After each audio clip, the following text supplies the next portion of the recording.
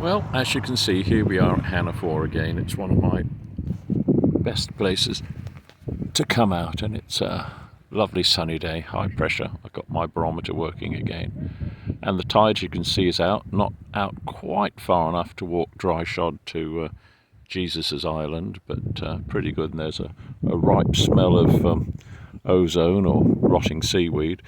And I brought the car, and I've got a little modification.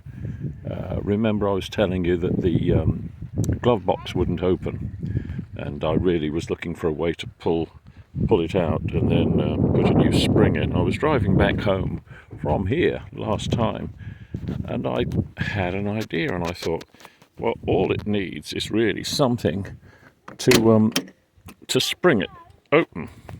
I don't know if I'm going to be able to do this one-handed, but what it is it's a little piece of neoprene. Hang on, let me do it. I'll put the camera down for a minute.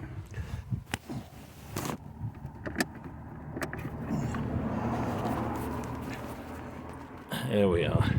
And you'll see I've just put a little piece of neoprene there, and that springs this up just enough that I can get my finger underneath it and open it instead of having to use a ballpoint or something. And I can always put a bit more spring on it if I need it. But that was a lot easier than taking the glove box out and trying to find a spring. And I had a piece of neoprene at home, and I guess when they made the car, if neoprene like that had been invented, they would have used it. But anyway, that was a better way of doing it. So and perhaps that stops it rattling. But here's the car. It's got sawdust on it because I've been making a lap steel guitar. There's the instruments inside, because I don't often show you that. There's the instruments inside, and a lap steel guitar I'm making out of a piece of sapel. I've got some photos I'll show you. It's mahogany, really lovely. It sort of rings when you hit it, like isn't that? See, that's got no silly headlights trying to scare you like modern cars have, or even tail lights they put them on these days. It's got a purity of it. It just is what it is. It's a geometric shape, you know, like the Countach that he designed, and the Citroën BX, all those cars now, they've got to have ugly faces. This is my opinion, ugly faces and flanks to make them look like leopards and things. It's childish, but there we go. That seems to be what people want.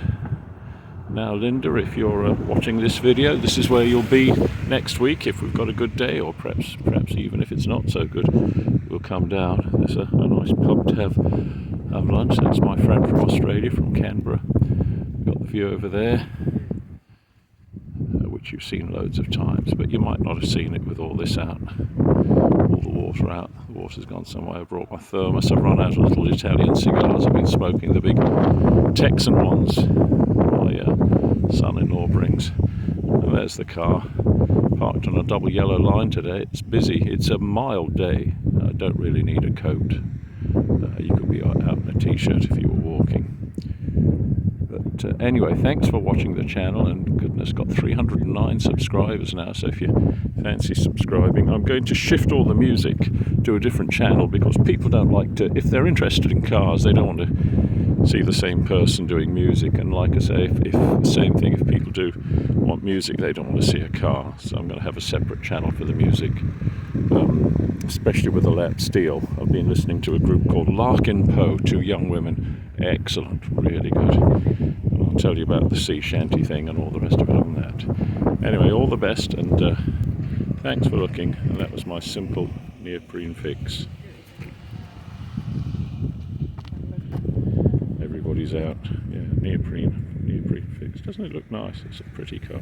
All right, all the best. Bye-bye.